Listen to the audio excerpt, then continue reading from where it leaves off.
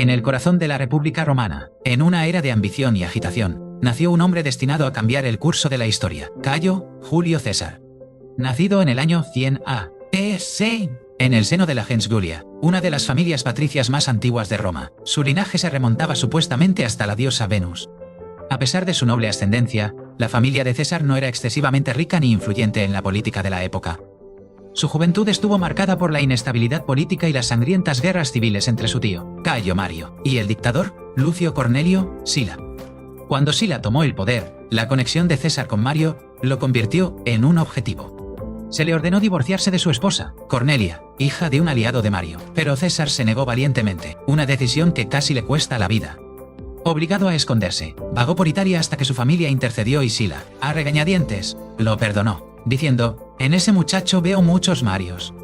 Para escapar del peligro, César se embarcó en el servicio militar en Asia y Cilicia, donde demostró ser un soldado y comandante capaz.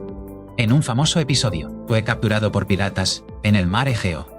Durante su cautiverio, trató a sus captores con una asombrosa arrogancia, bromeando con que los crucificaría a todos una vez que fuera liberado. Los piratas se rieron, tomándolo como una broma. Fiel a su palabra, tras ser pagado su rescate, César reunió una pequeña flota, cazó a los piratas y los crucificó. Este acto demostró su implacable determinación y su sentido de la justicia personal. De regreso a Roma, César comenzó su ascenso por el cursus honorum, la escalera política romana. Fue elegido tribuno militar y más tarde cuestor, sirviendo en la Hispania ulterior. Se dice que al ver una estatua de Alejandro Magno, lloró al darse cuenta de que, a su edad, Alejandro ya había conquistado el mundo conocido. Como edil curul, se ganó el favor del pueblo organizando juegos fastuosos y espectáculos de gladiadores, endeudándose masivamente en el proceso. Su popularidad se disparó, estableciéndolo como un campeón del pueblo. En el 63 a.C., en una audaz jugada política, se postuló para el cargo de Pontifex Maximus, el sumo sacerdote de la religión estatal romana. Contra todo pronóstico, y gastando enormes sumas en sobornos, ganó la elección, asegurando una posición de gran prestigio e influencia de por vida. Su siguiente paso fue ser elegido pretor, y luego propretor en Hispania, donde lideró campañas militares exitosas, y amasó una considerable fortuna. Al regresar a Roma, se enfrentó a un dilema: celebrar un triunfo por sus victorias o postularse para el consulado, el cargo más alto de la República. La ley exigía que esperara fuera de la ciudad para el triunfo, pero debía estar presente en Roma para postularse. Eligió el poder, renunciando a su triunfo para presentarse a las elecciones consulares del 59 a.C. Para asegurar su elección y superar la oposición del Senado, formó una alianza secreta conocida como el primer triunvirato.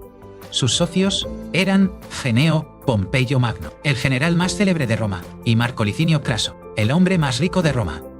Juntos, los tres hombres controlaron la política romana, marginando al Senado. Durante su consulado, César impulsó leyes populares, incluyendo reformas agrarias para los pobres y sus veteranos, a menudo usando la intimidación.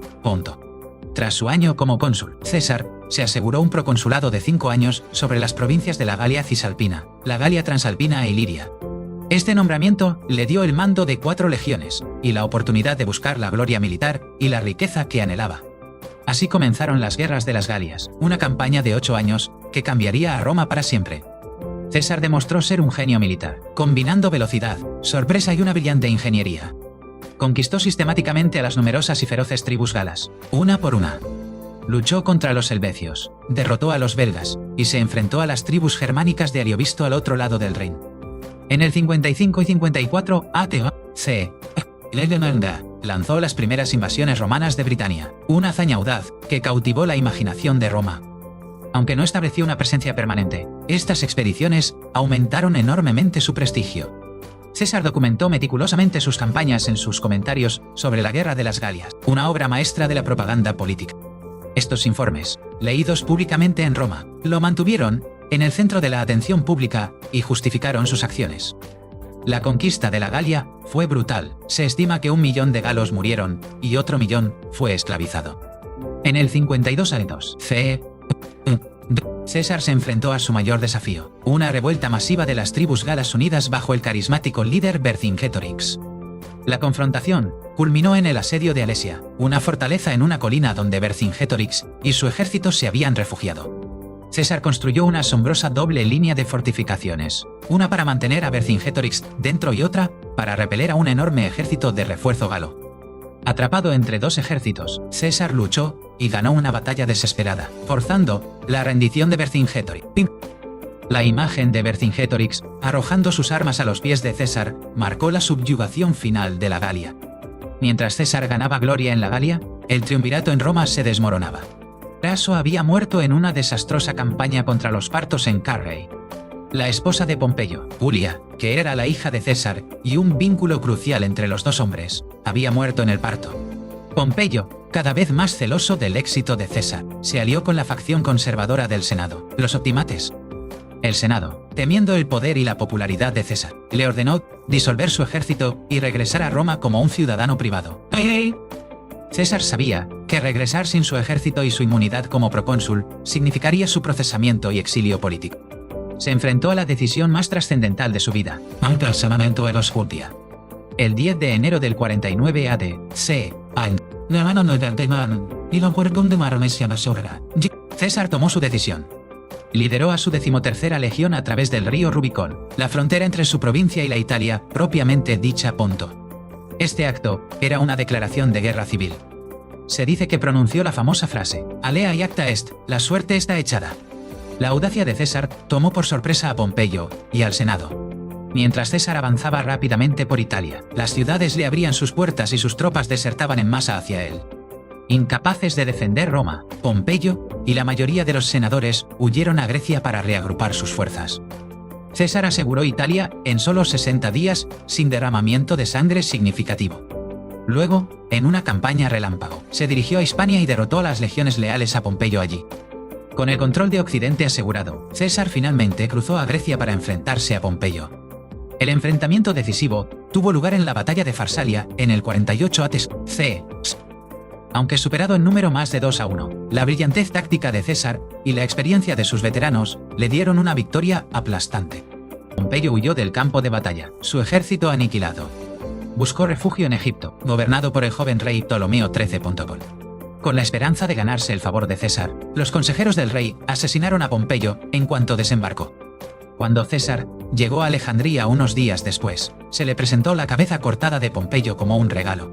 Lejos de estar complacido, César se enfureció por el trato traicionero a un cónsul romano y un antiguo aliado. César decidió intervenir en la guerra civil egipcia que se estaba librando entre Ptolomeo XIII y su hermana mayor, Cleopatra. Cleopatra, expulsada de Alejandría, se hizo introducir de contrabando en el palacio, enrollada en una alfombra, para presentarse ante César. César quedó cautivado por su inteligencia y encanto. Se convirtieron en amantes y aliados. Después de una breve pero intensa guerra en Alejandría, en la que parte de la famosa biblioteca fue incendiada, César derrotó a las fuerzas de Ptolomeo XIII.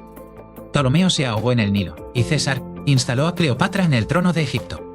Tuvieron un hijo juntos, al que llamaron Cesarión, o Pequeño César. Después de asegurar Egipto, César tuvo que enfrentarse a los restos de la facción pompeyana. En una campaña relámpago en Asia Menor, contra Farnaces II del Ponto, César ganó la batalla de Cela, tan rápidamente que la resumió en su famoso informe al Senado. Veni vidi, vici, allegué, vi, vencí. Luego, en el 46 a.e.c., aplastó las fuerzas pompeyanas lideradas por Catón, el joven y Metelo Escipión en la batalla de Tapso, en el norte de África. Catón, el estoico e inflexible enemigo de César, se suicidó en Útica para no tener que vivir bajo la tiranía de César. La última resistencia pompeyana fue aplastada en la batalla de Munda, en Hispania, en el 45 a.c. Aliadarse en el Chientes Antiva Noma, ya así como bien, Alberto Siena Punta, al evitar Motimonto moría. Una batalla tan reñida que César dijo que había luchado no por la victoria, sino por su vida. Con la guerra civil finalmente terminada, César regresó a Roma como el amo indiscutible del mundo romano. Fue nombrado dictador, primero por 10 años y luego, en el 44 a.e.c., dictator perpetuo, dictador de por vida. César se embarcó en un ambicioso programa de reformas. Reformó el calendario, creando el calendario juliano, que con pequeñas modificaciones, sigue siendo la base de nuestro calendario actual, y todo. Planeó vastos proyectos de obras públicas, como la construcción de un nuevo foro y una gran biblioteca pública. Otorgó la ciudadanía a muchos habitantes de las provincias y aumentó el tamaño del Senado a 900 miembros, llenándolo con sus propios partidarios. Su poder era absoluto. Su rostro apareció en las monedas, un honor reservado anteriormente a los dioses y a los reyes muertos. Se le concedieron honores que rozaban la divinidad, y se erigieron estatuas suyas junto a las de los antiguos reyes de Roma.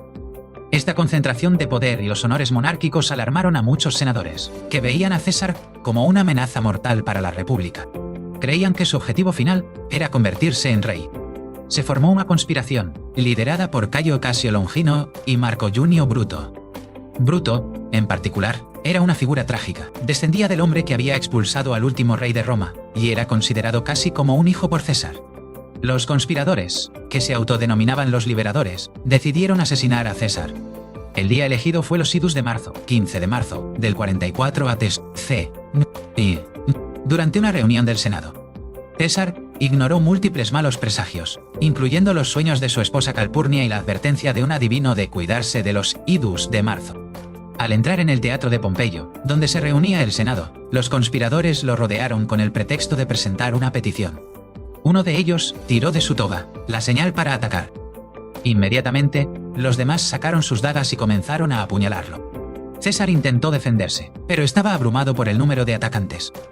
Cuando vio a Bruto entre sus asesinos, se dice que pronunció sus últimas palabras. «Tu quoque, Brut, tú también, Bruto, is». Luego, se cubrió el rostro con la toga y cayó muerto a los pies de una estatua de su antiguo rival, Pompeyo. En el caos que siguió, los senadores huyeron, y los conspiradores marcharon por la ciudad, gritando «¡Libertad!». Pero no habían planeado qué hacer después de la muerte de César, un error fatal. El lugarteniente de César, Marco Antonio, y su sobrino nieto y heredero adoptivo, Octavio, rápidamente tomaron el control de la situación.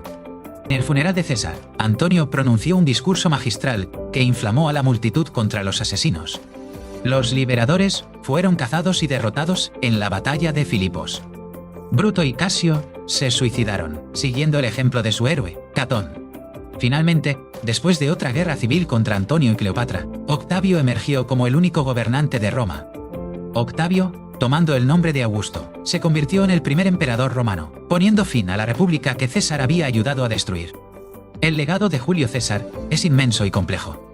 Fue un genio militar, un político astuto, un escritor talentoso y un reformador visionario. Su conquista de la Galia extendió el mundo romano hasta el Océano Atlántico y sentó las bases de la Francia moderna. Sus acciones condujeron directamente al fin de la República Romana y al nacimiento del Imperio Romano. Su nombre se convirtió en sinónimo de poder. César se convirtió en un título para los emperadores y dio origen a palabras como Kaiser y Zar. La historia de su ascenso y caída ha fascinado a la humanidad durante más de 2 milenios, un testimonio eterno de la naturaleza de la ambición, el poder y el destino.